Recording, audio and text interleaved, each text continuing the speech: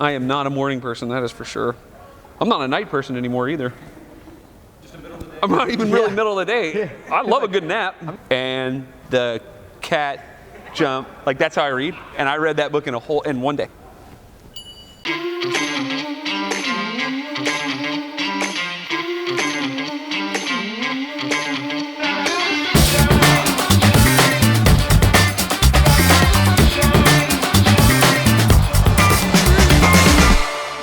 Hey everyone, welcome.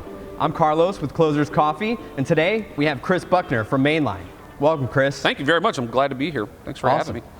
Mainline CEO, co-founder of Fan React, and an Aggie 12 under 12. Yeah, Aggies, nobody knows what that is, but I'll take it as an accolade if I can, so whatever. Yeah, it's all building up. Yeah, exactly. I'm trying to grow my resume as much as possible with stuff that isn't even real, so yeah. Well, talk to us. The Mainline, where did that concept come from? Yeah, so my first company that I started was a company called Fan React, which was a sports-only social media application that failed, essentially, and we pivoted to creating these closed system communities, and that worked. And underneath Fan React, we finally started making profit, which was really surprising at the time because we were pre-revenue. 2014, 2015, 2016 was like not a dime. And then in 2017, Fan React made a whole bunch of money. We were very fortunate, had a lot of great partners, and I did the worst thing that you could ever do as a founder. I took all of our profits, and I started another company underneath Fan React with it. And it started from, this is a true story, I was sitting on a couch in 2015, sitting next to my friend, and we were getting ready to watch college football, actually. And instead, on ESPN2, there wasn't any college football on. We were completely wrong. That's how stupid we were. But instead of watching college football, we found ourselves watching Counter-Strike on ESPN2. And I remember saying to him, this is so weird. I'm watching gaming on ESPN, right? And I went, why is this on here? This isn't like, I want to see my sports. I had been a traditional sports guy. And then fast forward 3 hours later and a couple beers in, we were still watching the exact same thing. And it was in that moment, 2015, sitting there on that couch at a friend's house, that I realized the second I get an opportunity to get into esports, I'm going to do it, because and it's the wrong way. Like I joke about this. Like when people ask me, hey, will you come speak or will you do an interview? I'm like, sure, but let me tell you how it's going to go. Everything I'm about to share with you is just like what not to do. And then like you can take that for what it's worth. And I've been very fortunate. But I knew in that moment, instead of doing customer research, I just said, I want to get into esports, so I'm just going to get into esports, right? And so long story short, Fan React had some profits, and the second we did, I decided to start Mainline underneath Fan React. What was the company vision, and how has that evolved into what you offer today? The term pivoting, I don't know if do you watch Friends? Yes. Okay, there's a scene where Ross is trying to carry a couch up the stairs alongside Rachel and Chandler, and he just keeps yelling out, pivot, pivot, and I always think about that because he says pivot like 15 times in that scene, and that's exactly what we did. So when we started Mainline, we thought that we were going to be creating our own kind of like Bleacher Report for esports. We were going to take that closed community technology from Fan React, we were going to license it ourselves, and we were going to create the first ever social platform, not social platform, but community platform for esports. You would have thought I would learn with Fan React, but I didn't. We acqui-hired a company out of South Carolina that had been doing the largest PUBG tournaments in North America. Okay. And it was all volunteers. So we brought them in order to like take the next step as a company. Well, what happened was we found out that our tournaments were really what was like getting attention, right? And then it started turning into, wow, our production side of these tournaments that we were hosting, that actually became attractive. And then it became, well, we had to build a technology in order to host our own tournaments. And it was like, well, that technology is now being, asked for in the market really, really quickly. So we pivoted like 5 times in the first 8 months, and we went from being what we thought was going to be a community platform. 4 pivots later, now we're building a tournament software solution that is going to be a game changer in the scene, and that's easy to say. Like when you're a founder of a company, you obviously have to be like very hyperbolic and optimistic. And I don't mean to be so like naive to think that we are creating something that's like revolutionizing the entire esports space. But what we are building is already like kind of like ahead of the game in terms of like the back end. So it was just pivot after pivot after pivot. And I wouldn't doubt by the end of this conversation that we don't pivot again in our company. So it's been quite the journey, just the whole way. And so you're seeing tremendous investment in collegiate esports. Well, so the conversation that's had right now is there a bubble in esports? And take my opinion for what it's worth. I think there's absolutely a bubble on the investment side. There's certainly no bubble on the growth of esports. Like, there's nothing I've ever been so sure of in my life than esports is going to continue to grow. Like, it's just going to continue to get huge. On the investment front, I mean, there are some silly numbers out there. I won't say their name, but recently, esports company, does an IPO off of $600,000 in revenue, not EBITDA, and raises $25 million off of a $100 million valuation. Do that multiple, that doesn't even make sense, right? And it's good because it's more action going on in the space, but it's bad because it leads to like kind of unrealistic expectations from an investor, so they become jaded. So meanwhile, we are trying to do things right by having a recurring revenue, monthly and annual recurring revenue, in order to show like, no, we have a revenue model that isn't based 100% off of sponsorship and advertising, because the esports space right now is led 60% of the revenue in esports is sponsorship and advertising. So we know that that's the way it's going to be, but that's a fickle market, right? Like it ebbs and flows. So having monthly recurring revenue or annual recurring revenue is really important. So kind of going back to your original question, like what is there a bubble essentially? I think it's really clear that there's a bubble on the investment side, but the good news is esports is only continue to grow. And then going even deeper into your question about colleges, there's clearly huge investment in the space. ESPN running the collegiate esports championship, that opened everybody's eyes in colleges, and it's really funny. It was like when you turn on the light and the cockroaches start. I don't mean that in a bad way, but it was like that. ESPN just turned on the light, and all of us companies, Mainline included, all of us went, oh, we got to do something. Like let's figure this out. And we're right in the middle of everybody scrambling and bumping into each other, and like. It's exciting, but it's also stressful, and competitors come out of the woodwork, and thankfully we're doing things a little bit ahead of schedule. In fact, I would say that we might be a little bit early, but at least we're not late. So that was a long way of saying, yeah, there's a lot of investment being pumped into the collegiate esports market right now. That's awesome. And so talk about some of your strategic partners today and some of the goals that you're out to accomplish together. So the biggest partner that we've had to date by far is ESPN. They're the ones that like kind of put us on the map. And with ESPN, what we did for them is we ran their collegiate esports championship from a production and broadcast standpoint. So we did their weekly TV shows, which was really, really cool. We actually did them on set at our offices every Friday night. Super stressful, 45 minutes pre-produced, but then 15 minutes live. And when I say live, we were literally doing a live segment, and we were shooting it to Bristol, and they were distributing it to ESPN2, ESPN Plus, YouTube Gaming, all of these different sites. And so it was so stressful, and we had the ESPN execs sitting there next to us at our offices, and you're just like, well, if this goes down, like there goes my company, right? Yes. And but they were great. It all worked out really well. And so we helped them from some tournament organization, but a lot of the broadcast and production, and that really kind of opened up every door that we possibly could hope for.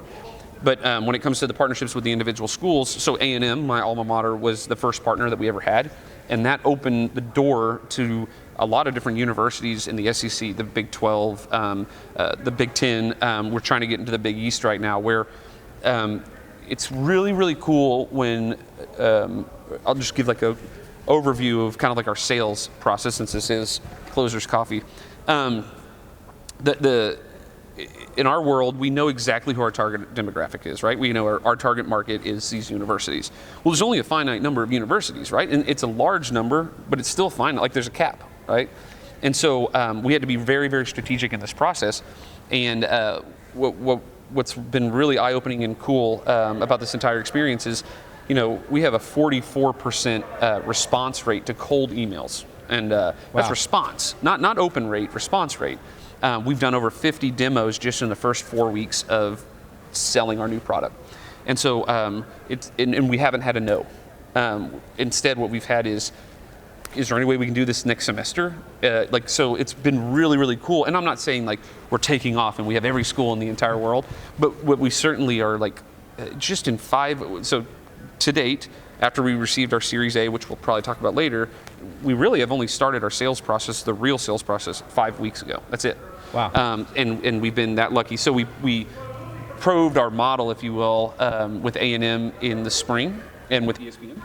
But the fall is when we're starting to onboard like multiple schools type deal. So it's been kind of a wild ride. But yeah, that's so in terms of partners, we do that, and then we partnered with a lot of like PUBG was our first partner, and Bluehole was the publisher behind that. We partnered with Splitgate, which is a 1047 game. We've partnered with a game called Islands of Nine. We've partnered with Clutch Gaming and League of Legends. We've partnered with Blizzard and Tespa, and so we're kind of everywhere right now. Like we've been very fortunate. It's kind of the coolest feeling to date in Mainline is when we were talking to people and they didn't know we were Mainline, and then we would talk about our business a little bit, and they would say, "You should talk to a company called Mainline." That's always a cool feeling, right? Like, absolutely. And that's just started happening. So, in terms of our partners, I'd say like ESPN was the one that really kind of launched us pretty quickly. Yeah. So you've got a very diverse group of partners. Yeah, very. Right. It's You've got too diverse. publishers. You've got institutions. You've got platforms. What is the overall mission? Where do you see success? Sure, and that's a great question because I've always struggled in both FanReact and Mainline, really in everything I've ever done with. I've always struggled with focus. I think that I'm like, I can do everything, right? Like I'm just going to try it all, and that's such a stupid way to go about business. I think it's a great thing for life, but it's a horrible thing for business. And but for the first time really ever in my professional career of having a company, we for the first time have like true focus. And so the product itself is going to be the future of the company. There's no doubt. We'll continue to do production and broadcast as a marketing tool for our brand, right? But my sales team, all they're concentrated on right now is our product. And so the future of the product is it's cool because it's kind of simple in terms of we have it spelled out, our product roadmap for the next year. It's done. So the idea is we're going to start with colleges. We're going to allow for colleges to run internal tournaments only. Next semester, they will now be able to do collegiate, intercollegiate tournaments if they want to, right? The next semester, now we're integrating, Twitch or Discord into the platform in order to have more time spent on app, more monthly active users. The schools start running official tournaments, not only internally, but across, multiple schools or even conferences. But the end game is to establish ourselves as the unified and only real brand for a collegiate tournament software solution. And then we open it up to everybody. So we start going down into high schools using the same platform because all that is a funnel into this new collegiate thing. And then it's path to pro after college where they can find themselves getting recruited perhaps through our platform as they move out. And I have this like cool, I don't know if it's a dream, that might be a little bit over the top, but the idea of a student after they leave the university, why can't they still play in those tournaments, right? Like I would love if I was good enough, be able to play on the A&M football team till I was 30 years old. This is an opportunity to continue to play, and sure, you'll have like your sanctioned tournaments that are student only, but that doesn't mean you can't have alumni tournaments. You can't have alumni where they're facing off with the people that are at the school. So the product is always going to be the future, and it's going to grow into what we call not open source in the traditional terms of development, but it's an open source where people can create their own tournaments, much like we're not naive. We have competitors out there that are free to use, but they don't tie into the universities, and they're like Faceit, Smash, GG, Challenge, Battlefy. Those are out there, and we will get there at some point where we let people create their own tournaments. But right now, the concentration is like full partnerships with the university. So that's kind of like the strategy moving forward. It sounds like, from a growth perspective, you really see how to grow your audiences and really provide value beyond just where they're at today. Sure, and it's the reason it's not easy. I mean, every single day is like a nightmare in terms of like, am I doing it right? Am I concentrating on the things that are important? But the good news about the eSports world and the people that are in this space, whether it's the players themselves or the brands or whatever, is they make it easy because they're so vocal and it has to be organic that they're telling you all the time, like, this is exactly what we need. So we're able to use that information in order to build our product roadmap. So it is kind of nice to just have a built-in focus group. I mean, it's kind of like, can you imagine when ESPN was getting started and they were doing like traditional sports, right? Sure, they probably had Nielsen ratings or whatever they were using back then, but they certainly didn't have an engine where the people that were watching the game could give feedback immediately to what the broadcast looks like, right? Well, now with Twitch, like you are getting immediate feedback on the platform that you're doing tournaments on, right? Or that's just an example. We have all this information so quick that everybody's just your focus group. And so now you are spending your time taking all the information that you're receiving from your focus group, your user base, and you're able to say like, well, we know exactly what the next feature needs to be based upon not only what the school needs, but what the student needs. And it's an equation instead of like a subjective idea type. Yeah, So. yeah, you're optimizing the data real time. Yeah, and by the way, I'm not saying anything here that's like revolutionary. Like, yes, data runs our world, and everybody is working on not only data aggregation and reading the information from the data, but also the AI that comes along with it. So you don't even have to read the data. Instead, the data is just telling you immediately what you need to hear. I am a non-tech guy. It is my CTO who is the mastermind behind all the technology. But I think I just have a passion for building cool stuff. Is kind of like the idea. Like I'm going to get so off topic, but there's actually a quote from a movie that got me here today, and it worked, and it's so stupid. Have you ever seen Bruce Almighty? Yes. Okay. There's this totally, random line in the movie. It probably stuck with nobody else on this planet, but he says, "I'm not okay with a mediocre life," and when he's talking to her, and that line in that movie, I remember watching it, I remember everything. That line changed my life because I was working kind of like a mediocre job, and I was like, why work a mediocre job when I can go try and do it on my own? And the reason, I know I'm off topic a little bit, but just getting back to, this is a really cool industry where the people are able to provide you with not only the feedback that you need, but also the excitement you need to love your job. So that's what. Well, you talk about, having a mediocre job and, how you've... Sorry, old jobs, y'all were great, but yeah. And so talk to us a little bit about your background and how you pivoted from, working a traditional 9-to-5 to taking on this path. I have the dumbest path ever. It's funny because when I get asked to speak a lot to colleges specifically, because I think they know, like, all right, see kids, this is what you don't want to be like. No, but it's more about the path I took because I was very, very, very untraditional. So I saw this movie. By the way, can you tell the theme of my life is based off of movies? Like, that's so sad. Yeah. But I saw this movie, How to Lose a Guy in 10 Days. Okay. It was my first movie date of my entire life. But anyway, I thought I was going to marry Kate Hudson. But I wanted his life. Like, I wanted everything about it. I wanted to be an ad exec at a big ad agency. That's what I aspired to do. So right after college, I'm trying to make this quick. Right after college, I went and worked in Alaska because I knew I was never going to get to do that again. That was just for fun. I flew back into Houston and took a job like one day after flying back after 3 months of working in Alaska with a radio station selling ads, because I thought, well, there's a step in the door, and I couldn't get my foot in the door with any of the big ad agencies. Like, they just wouldn't pay attention. It's very, very competitive. Yes. And I didn't have an advertising major. I didn't do any internships at I just didn't do anything right. Like, I did nothing right but I was an entitled punk, kid that was like, why doesn't GSD&M like me? Why doesn't McGarrett Jesse like me? Why doesn't BBDO? Why doesn't Whedon Kennedy? Like, how come I can't get in? And it was because I was an idiot and I never prepared. I didn't do the steps that were really needed. So anyway, worked in radio sales. I was so bad at it. I was so pathetically bad at it. But I loved who I worked with and worked for. So I went and turned in my 2 weeks, and they were like, no, you should stay. You're, and I'm like, I haven't sold anything. Like, I can't. I'm really bad at this. Left. I'm just telling you the very unconventional path that I went down. But worked for a company called Vaughn Construction. I didn't do anything construction related, but I ran their profit center, like a sub company underneath in the company. And it was one of the best things that's ever happened. This is how weird life is. It was one of the best things that's ever happened because I got to run a business at 23 years old.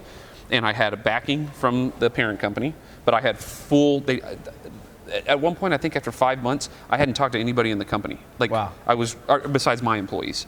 And it was just such an amazing experience. And Mike Simpson, he was my boss, and he was one of the owners of the company, still is. Just one of the greatest people in terms of management style, where he let me have full autonomy, and then he also, like, when I made mistakes, he was like, yeah, you messed up, now go fix it. Like, it was cool. Oh, it's just great company. Held you great accountable. people. Yeah. But let you make your own mistakes. Oh, first month I made like a $250,000 mistake. Wow. Huge. That's. And I went straight to him. I said, oh my gosh, I made this huge mistake. And he's like, okay, well, how are you going to fix it? He wasn't mad. It wasn't a test. It was like, all right, well, how are you going to fix it? I was like, well, let me go figure it out. She's like, all right, bye. But he wasn't doing it like or to like get rid of me. He was just saying like, yeah, go fix it. And so I worked there. Again, none of this, I mean, it helped long term because it helped me with my current business. So I left there because I was like, I still want to do advertising. So I went and I finally got into a small ad agency, worked there for a couple years. And then it was in that time period, that movie, that quote, I was interviewing at Facebook. I had made it like 5 interviews in, and it was what I thought was going to be my dream job, which was I was going to work in advertising at Facebook, but I was going to be the liaison between the ad agencies and Facebook. Okay. So I got to work directly with the ad agency, and I got to work directly with Facebook to be like, here's how we're going to make this. Oh, it's great. Yeah, it was amazing. And I got turned down. And I wasn't devastated. I was just more like, this is stupid. I'm going to do it on my own. Yeah. So you and I talked before this, where I told you that I wouldn't even call myself an entrepreneur.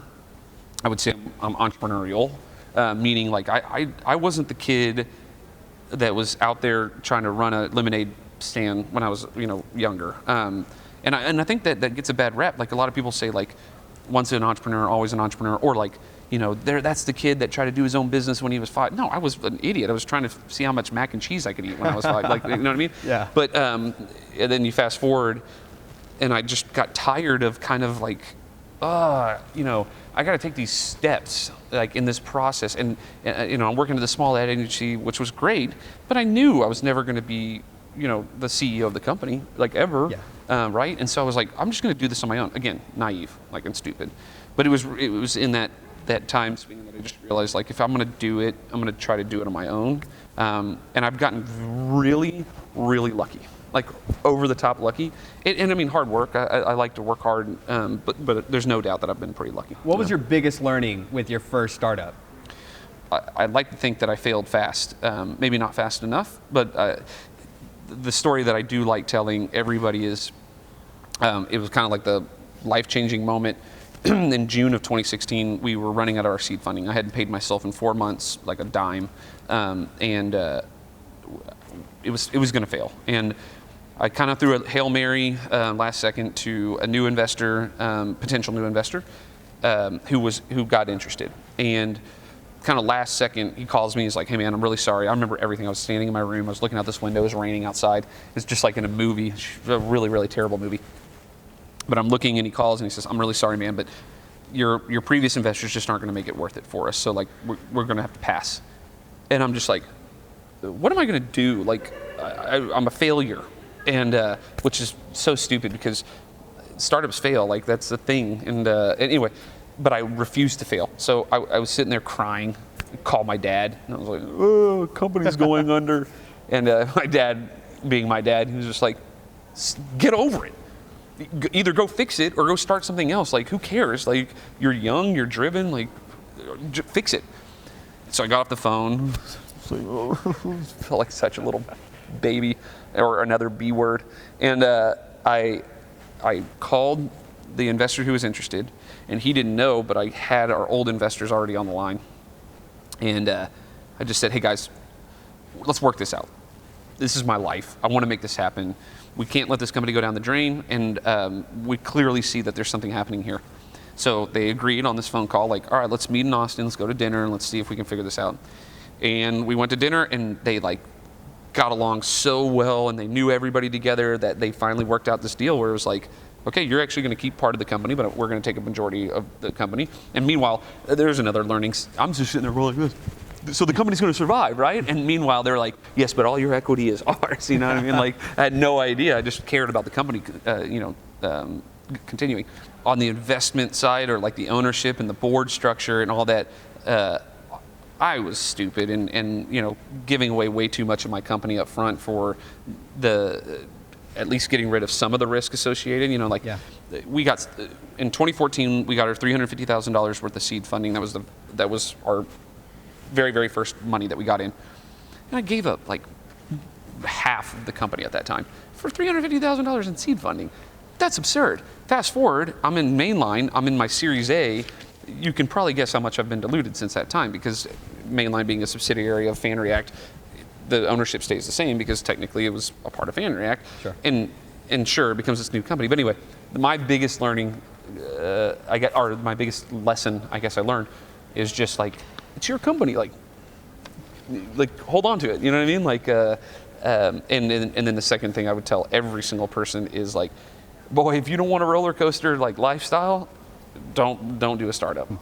And so, you talk about the startup life and the highs and lows. Is there anything personally that you want to share? Like about being an entrepreneur, or anything. Yeah, I mean, just so the grass is not always greener. We talked about this, right? Like, it's so ridiculous. And I don't know if we're going to talk on this a little bit more, but it is something I'm so passionate about. Is like, my dad growing up was like, don't pay attention to the Joneses, right? Like, just don't. Concentrate on yourself, and that's all that matters, right? And he was really great about that. But all of us have it inherently built in that we're going to see something over here and go, I want that, right? So absolutely. I have always done that, where I see a super successful friend of mine, and of course I'm happy for them, but I'm like, oh, what it must be like to have that much money, more importantly, that much security. There's no security in the startup space at all. But they see me, and they see we raised $6.8 million, and they go, oh my God, Chris Buckner, he's killing it, he's crushing it. And I'm like, do you think I'm taking that $6.8 million? No, that is for my run, and I've got to work my butt off in order to make sure that lasts for the end of time, right? Or grow the company to the point where we do our beat. And I have people all the time now, just in the last like year, where they're like, oh my God, I've been seeing all the stuff you're doing, your sock company on the side, FanReact, Mainline, the radio show, you're just killing it. And I'm like, I have not killed anything. Like, I am in the early stages of trying to do something where I can kill it, but like, they see it because, as we talked about, we use social media as a marketing tool, right? Like, I use it as a marketing tool for my company. And, but everybody sees it as like, I'm not gonna post, although I have tried before, I'm not going to post the really crappy parts of my life, especially when it comes to the business, because it's a marketing tool. You don't want to say like, yeah, we struggled on sales for the third week in a row. You're never going to post that as a business owner, right? And but I did try for a little bit. I tried this thing called, I can't remember what the name of, I tried to start another revolution, jokingly, where it was like, post the crappy things that are happening just one day a week. So like, post a picture of your dishwasher broken. Like, post a picture of you spilled some food on your shirt. Post a picture of, maybe not the picture where you look really great, but the picture where you're like kind of blinking. Like, just for one day, everybody, the whole world, one day, post the stuff that stinks so that everybody can get a reality check of like, maybe it isn't always like rainbows and butterflies, right? And so I don't even remember what the question was. But I am passionate. Oh yeah, I was share something like personal about business. Like, no matter where you are in your stage of business, like, take a moment to go. 5 years ago, if you were to tell me I was here, would I be like happy? And like right now, it's the most stressful time of my entire life. But if you told me 5 years ago, like, that I would be doing any of this stuff, I'd be like, hell yeah, like, enjoy that and appreciate what you've done just for yourself, and don't keep looking around. Like, it's so easy to get distracted. I mean, think about how stupid it is that there are people out there, and yes, I am going to dog on social influencers. And I, by the way, I'm dogging on them because I wish I was one of them, right? Like, I wish that I could just go to a beach every day and post pictures of myself and then get paid. But like, that's just not, it's not realistic in the sense of like, that should be what I aspire to, right? But it's a real thing, right? Like, people make a bunch of money. So I just tell people, like, try to stay in your lane and concentrate on what you're doing. And I struggle with it like on a daily basis, where I'm like, look at that company, right? And meanwhile, I'm like, wait, I've got a great group of managers. My employees are amazing. We're building a really cool product. I get to work in eSports. Like, I'll walk around my office and I'm like, are you working or are you just playing games? But that's like the cool life I get to live in, right? That's what we do. And so no matter if you're just starting and you're doing it all from your pocket and rather than an investor's, like, just appreciate what you have, the hard work that you're putting in and that kind of stuff, rather than like, I'm a worrier. I'm a horrible worrier, and I try so hard to just be like, just take a minute and go, this is good, and don't look around. Like, don't always be like comparing yourself. You have to enjoy the ride. Yeah. Have to. Yeah. Mine's a roller coaster that I'm constantly like, what was that movie, Final Destination? I feel like I'm getting ready to fly off like all the time, but I mean, I don't think I would have it any other way. Like, I think it was made clear very early on in my life that I wasn't meant for like a desk job. And some people, they are made for that, and it's fantastic. And they're probably a lot happier than I am on a consistent basis, but I love my violent highs, you know what I mean? And my lows, I'll just go watch a movie, you know? So. That's awesome. Yeah. So our next segment, we're going to play I Got 5 on it. Okay. So I Got 5 on it is where we're going to highlight your Mount Rushmore of whatever the topic is. Okay. So you ready for this? I'm ready. All right. Let's hear your top 5 video games. Okay, so I'm gonna make this shocking announcement that I've never been like a hardcore gamer, except for I was very, very into a specific style of game. So if you were gonna ask me like my 5 favorite games of all time, it would be like in order. Number 1 would be NCAA Football 2014, the greatest game in the history of life, right? And then number 2 would be NCAA Football 2013, and then number 3 would be NCAA Football 2012. 2011 and 2010. I didn't play anything else. Like, that was it. That was my life. And like, I could play on Heisman and win games 145-0 because I got so good at finding the like the glitches in the games that it was just, I could be the cruddiest team on the entire game and play Alabama on Heisman and beat them by 50 points. Because I played so much that I was like, well, I know for a fact that I can do this play or this play. I can audible, and I know that I'm going to get, you know, a certain amount of yards. That's it. Those were my 5 favorite games. Awesome. Yeah. So I identify as a bro gamer. Yep. Right? So I love all of the sports games, 2K, Madden, Yep. FIFA, and every now and then I'll throw in a first-person shooter. Yeah, So, sure. Cool. Next one is, what are your top 5 favorite books? Okay, so I'm terrible about this, and what's funny is we just talked about this off camera. Was so Shoe Dog is by far number 1. Like, it is. I read the book in one day, couldn't put it down. There's a very specific moment in the book. I hope I'm not like, spoiler alert. Do I say that? I guess. No, right now? I think we're good. Okay, good. I mean, the book's Great been book, out for forever. by the way. Great book. Yes, I'm a sneakerhead. Okay. So that was like. Wait, a well, see, must. I'm not. Even though I am wearing just like awesome kicks right now. I do like those. I love these shoes. I actually have 2 pairs of them. I like them that much. Same exact color, everything.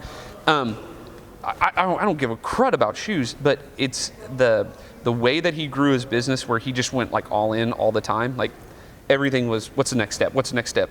And he never settled. But the part of the book that really like kind of got me was, again, spoiler alert. The employees were like not cashing their own checks because they believed, and they knew they were in a little bit of trouble, but they believed in where they were going so much so he didn't ask them to not do that, right? Like, Yeah. And he's walking through the warehouse essentially that they were in with the broken window, and it's cold, and he sees one of his employees' desk drawers is open and wind's whipping around in there, and he sees the check in her desk, and you're just like, God, I hope that I inspire my management group to the level that he was able to do that, where they knew, oh, we just have to do this in order to keep the company going, right? And I don't know, it just was really, really super moving for me. So Shoe Dog number 1, Where the Red Fern Grows actually is in my top 5, which is funny because this is what we were talking about right before. But Where the Red Fern Grows is just such like a classic. And the last time I read it, I was in 7th grade. Like, I read it 10 times when I was a kid. But in 7th grade, and I remember I cried like a lot, and even in the last time I read it, which is funny. So again, that's like a stupid example because it's such a kid's book, but it's so great. Outliers was really great because, well, I wouldn't have listed it in my top 5 until what came out recently, where he admitted that he was wrong in a way about it. So like, it's not 10,000 hours, right? Like, in order to get to where that point in your life to be being a pro at something, because now we have accessibility to whether it's technology or the resources that it's quicker, right? And but the book's amazing. Like, it goes through, you know, everything like the hockey players and how they're able to why they were able to succeed because of their birthdays, right? Like the certain levels. 4 is a book called Sapiens. which is kind of, I don't know, have you read this one? Nova is his name. What's his name? It doesn't matter. Sapiens is one of the most mind-blowing books I've ever read because it just like explains how ridiculous life is in that the book starts where it's talking about a legal document and how that legal document really doesn't mean anything. I mean, it means nothing at all. But at the same time, everybody understands, yeah, sure, it's on a piece of paper, but that's, as good as gold or whatever it might be. But it goes everything like, why did we start developing money? Well, because people couldn't carry 500 bags of grain on their back when they were trying to barter, right? Like, and it just walks through every part of life where oh my God, this all makes so much sense. So Sapiens is probably number 4. And by the way, these might be in all different orders.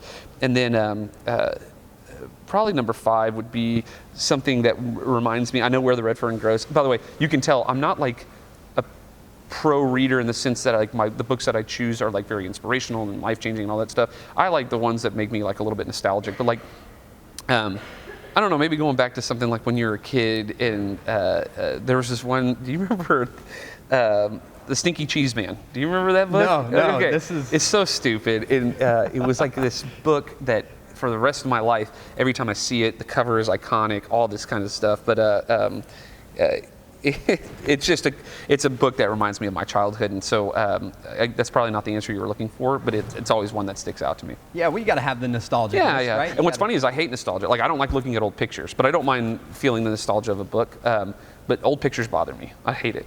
Interesting. Well, because you can't ever go back there.